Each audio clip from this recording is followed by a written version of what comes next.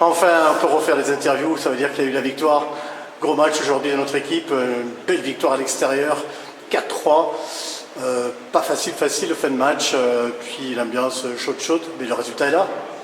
Ouais, une victoire 4-3 où on menait quand même 4-0, on se finit un peu sur les rotules, mais bon, on a quand même tenu le score. Et puis on va surtout retenir les 3 points et la grosse première mi-temps qu'on fait.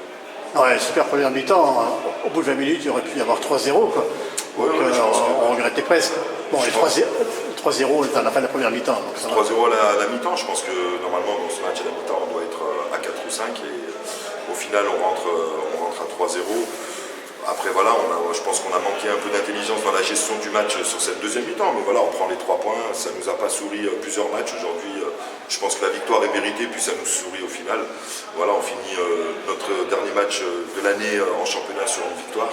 Ça va remobiliser tout le monde et puis surtout ça va nous remettre dans le bon sens. Ouais, surtout qu'on avait du jeu quand même, hein. C'est une belle victoire, puis il y a eu du jeu, il y a des attaques, ça a défendu. On a eu un groupe quoi aujourd'hui. Hein.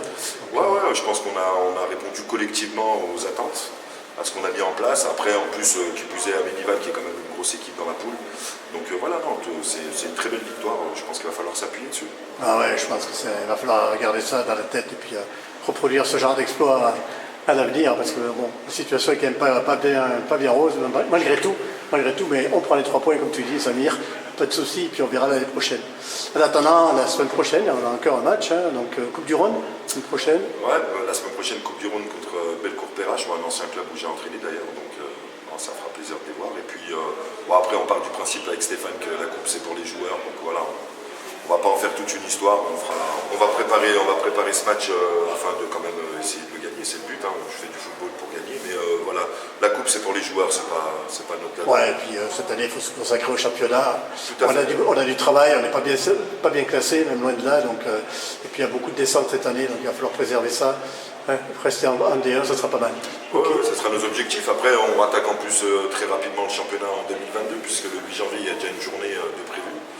Donc voilà, le but, ça va être d'être prêt pour le 8 janvier, la réception de Saint-Fond, puisqu'on a quand même un match en retard qu'on jouera probablement en janvier aussi. Bon, ce qui peut nous permettre, si on fait une série, de nous replacer. Ouais, d'accord, ok, donc beaucoup de matchs à venir, pas beaucoup de trêve. Bah écoute, on en reparle, j'espère, en janvier. J'aurai plaisir de venir vous interviewer après chaque victoire et j'espère qu'elles seront nombreuses. Passe de bonne fête, Samir, bonne fête à tout le monde. Et puis peut-être à la semaine prochaine, on verra bien. Merci Richard. Bonne soirée, on savoure pour l'instant celle-là. Merci beaucoup. Merci.